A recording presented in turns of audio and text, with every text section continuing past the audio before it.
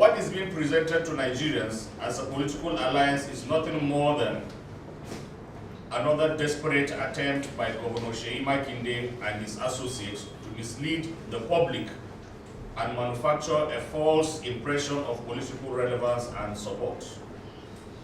Governor Wike-backed must stop attempting to camouflage his political intentions through false claims and alliances and consultations. It is obvious that ego and pride have made it difficult for him to accept the reality of his growing political isolation and failed calculations.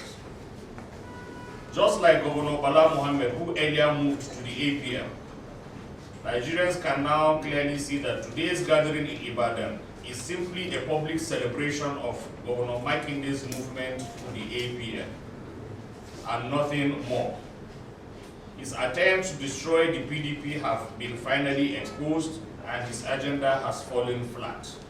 And the DSS on the issue of impersonation, and they have already invited Abara, Turaki, and others to impersonate themselves at the Shehu Center, where the so-called interim NWC was formed. So the matter is before the security agencies in Nigeria. And after that, we hope that they will prosecute.